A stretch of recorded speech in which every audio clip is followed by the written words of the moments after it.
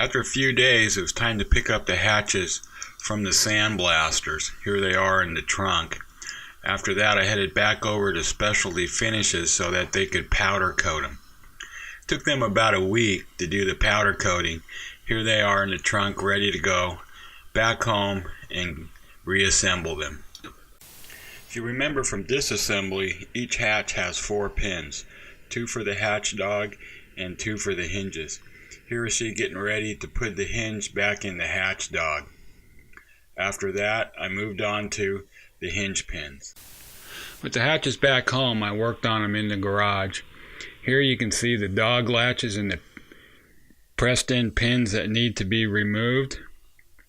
Next, you'll see the main hatch hinge pins after being removed. And last of all, the next step was to install the arm that holds the hatch open. This was pretty easy to accomplish. Just 2 bolts, one into the base and one into the hatch lid itself. No problem. Now that the hatch aluminum pieces have been all assembled, it's time to pull the protective covering off the Lexan pieces I had cut for the hatch and do a test fitting. Now before we actually assemble these lenses and seal them into the hatches, let's take a minute and have a discussion about what sealant to use for this project. If you talk to all of the hatch and port manufacturers that make any type of plastic hatch and or use a plastic lens, which almost all of them do, they're all going to tell you to use Dow 795. This is not a caulking, but it's specifically formulated to bond to the plastics. So make sure that you use this particular sealant. You can get it from Amazon and have it delivered right to your door. Now, just as a quick sidebar, if you're going to do this job and do a lot of caulking and whatnot on your boat, highly recommend you get one of these Ryobi power caulking guns. Now, Ryobi did not sponsor this, but if you're out there, Ryobi, I'll give you my address and go ahead and send me a bunch of free tools because I'm game. But I really recommend this. And besides, who needs a good excuse to go to Big Orange and get a tool? After applying a bead of caulk to the top of the hatch, all the way around and down the center support bar, I placed the hatch lens in and pressed it down. Now after doing a couple of these hatches, I myself would recommend that you sort of stick a penny around 3 sides. It'll help you center up the hatch lens a little better than I was able to do. So with that, after that, I then got a bunch of weights I could find around the house, set them on the hatch lens, and let it sit and dry for at least 8 hours. Now, after unloading all the weights from the top of those hatches, it was time to put the final bead of caulk in around the top. First thing you want to do is apply blue 3M painter's tape to both the lens and the frame. And I overlapped them in the corners and used the razor blade so I got a nice round bevel on the corners. Then apply a bead of caulk all the way around and use your fingers to rub the excess caulk off. A little soap and water helps on the fingers. I don't know, whatever you do, it seems to get a little messy, so have a lot of paper towels around. Here you see the caulk laid out, getting ready to be squeeged off with my finger. One other quick note that Dow recommended, and that was that you remove your tape right after you squeeged off the excess caulking so you get a nice crisp line. It did work pretty well, but remember your fingers are going to get all sticky, so once again have a lot of paper towels around.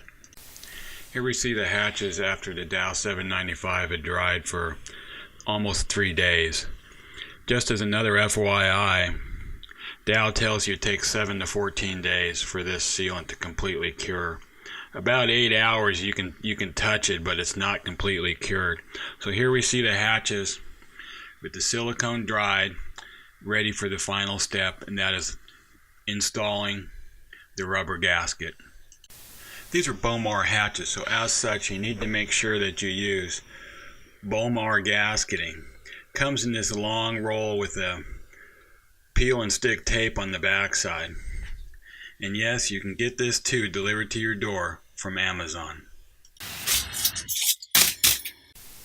The first thing I did before installing the gasketing was to clean the little ridge that the gasket sets in with some rubbing alcohol to make sure that there's no oil or grease in that groove, and that double-sided tape that's on the back of that gasket will get a good adhesion. Now I started my gasket installation in the center of the hinge side of the hatch. Worked my way around, pressing that gasket into the little ridge where it sets till you get all the way to the end, and you have to cut the gasket. Try and cut it just a little bit longer than what you measure, because if you cut it too short, you're dead in the water and you're starting all over. So go ahead and cut that off and press it in all the way around best as you can. Now to finish it off, you're going to have to use super glue to close that seam. So apply a little bit of on there and then blow on it till it dries, and you get a nice good seam like you see here. The last thing I did was I closed the hatch and tightened down the hatch dogs so that I could press that gasket good and tight down into the seat where it goes. And I'm going to let it sit and dry for a good 15-20 minutes so we get good gasket adhesion. I know inquiring minds out there want to know, how many hatches does that one pack of gasketing do? I have 2 hatches. They're about 26 inch by 26 inch square. After putting new gasketing in both of the hatches, here you see how much I have left over. And once again, here's the completed hatch with the gasket in place, ready to go back to the boat and get installed.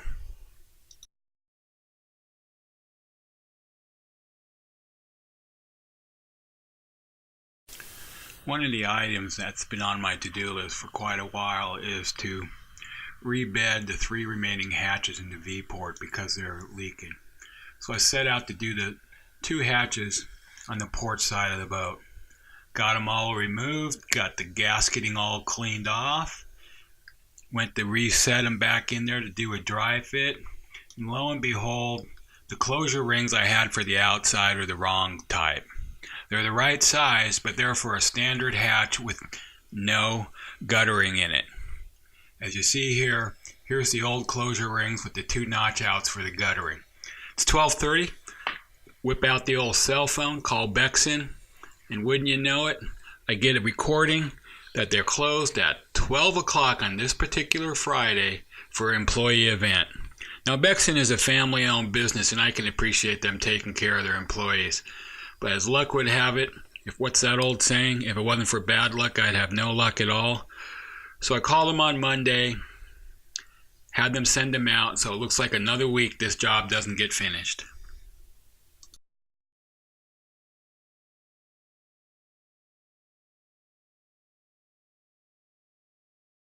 If you step back in the Wayback Machine, you know that a long time ago I sent off my windlass to get rebuilt. Today's the day we're going to try and get it installed. Here she is, ready to get carried into the forward V-berth. Probably weighs about 65 pounds, so you got to haul it up the ladder, hump it through the boat, and get it up there. The first thing we need to do is a dry fit. I get Chris out from the yard, one of the yard hands there, and we look at how we're going to put it back in, and we find out that there's core rot. So he recommends that I scrape out all that rotten material and fill it back in with epoxy so we can get a good tight fit, which is really the right thing to do. So I go ahead and do that, and I take off the mounting plate, and of course it cracks in half, which we expected. Here you see it. So the next thing I did was drill holes in the deck that'll be covered up by that mounting plate and scrape out all the rotten material in there as much as I can get. And I think I pretty much got most of it. Here we see it all cleaned up, vacuumed out, ready to get filled with epoxy. So get some old West system, mix it up, and pour it back in. So tune in next week and let's see if we actually get this windlass installed after all.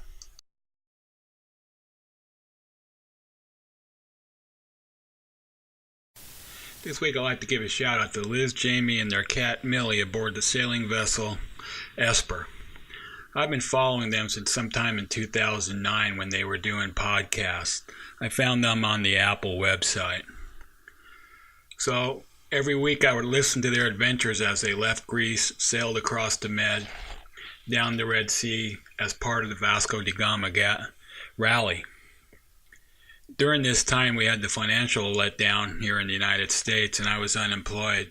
So their weekly podcasts every week were something I really look forward to. They helped me keep the dream alive of getting my own boat and heading out. So because of that, they're this week's shout out, and I'd also like to, I'm going to send them a t-shirt. So Liz, Jamie, thanks for all you do, even though you never really hear about it.